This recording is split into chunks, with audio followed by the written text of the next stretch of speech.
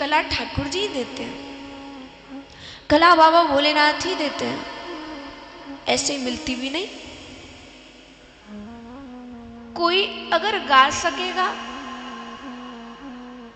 बचपन से उसके पास में सुर रहेंगे, सुर में गाएगा, बंद के गाएगा।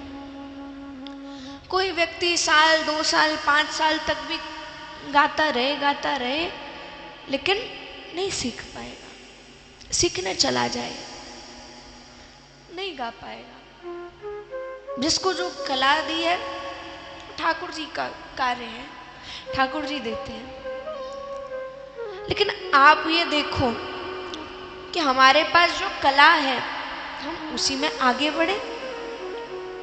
इतना तो आजकल सब लोग जान गए हैं कि अगर हमारा बालक है, उसे अगर क्रिकेटर बनना है और हम उसे कहें कि नहीं तो डॉक्टर बन, तो वो ना तो उसमें मन लगा पाएगा, ना ही क्रिकेट में आगे बढ़ पाएगा। जो भी उसका मन है, चाहे वो सिंगर बनना चाहे तो ना उसमें आगे बढ़ पाएगा। इतना तो सब जानते हैं। और आप भी क्या कहोगे फिर कि जिसमें मन है वही करने दिया जाए, ताकि वो उसमें आगे बढ़ सके, पूरा ध्यान लगा सके। उसका मन रहेगा तो ज्यादा ध्यान लगा पाएगा, अच्छे से काम पूरा कर पाएगा। ऐसे ही हम दूसरी चीज में जाने की कोशिश ना करें। भक्ति में कभी भी देख देख कर ना सीखें, देख करके खुद दिखावा ना करें कि ये भजन गा रहा है तो मैं भी वैसे ही गाऊं।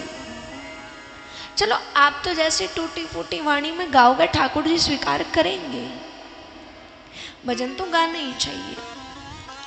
लेकिन हम कह रहे हैं कि ठाकुर जी से मिलने के लिए जो माध्यम आप चुनोगे, आप सोचो कि ये अच्छा गा रहा है तो मैं भी ऐसे ही अच्छा बिल्कुल सुर में गाने की कोशिश करूं और वैसे ही ठाकुर जी रीझेंगे, तो नहीं।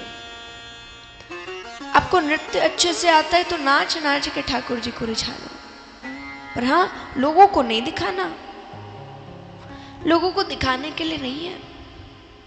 मन में ऐसा भाव नहीं रखना कि हम लोगों को दिखा रहे हैं। अगर वैसा भाव आ गए कि हम लोगों के सामने नाच रहे हैं, ये हमें देख रहे होंगे, हमारा अच्छा लग रहा होगा नृत्य, तो कैसे ठाकुर जी रिझेंगे? भाव की बात है। ठाकुर जी को रिझाने के लिए नाच रहे तो बाकी सबसे मतलब नहीं होना चाहिए। भले नृत्य सबके सामने कर रहे हैं, लेकिन दिखावे के लिए नहीं होना चाहिए। ठाकुर जी को रिझाने के लिए हम गा रहे हैं तो बाकी सबके लिए ऐसा नहीं होना चाहिए कि इन सबको अच्छा लग रहा होगा, नहीं। ठाकुर जी तक ही रखो उसे, लोगों को रिझाने का मत सोचो, ठाकुर जी को रिझाने का सोचो। जिसको खाना बनाने का ज्यादा शौक है, ठाकुर जी को भोग लगाए, अच्छे से लगाए।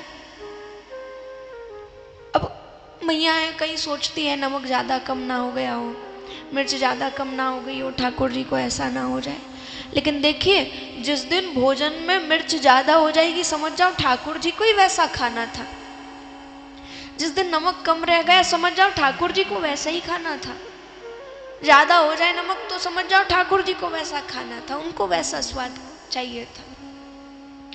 आप मत सोचो कि हम चख के फिर खिलाएं, उन्हें वैसा ही खाना होगा, उन्हें बना करके खिलाओ पहले और फिर प्रसाद पाओ। भक्त ध्रुव ने तपस्या करके भगवान को रिझा लिया।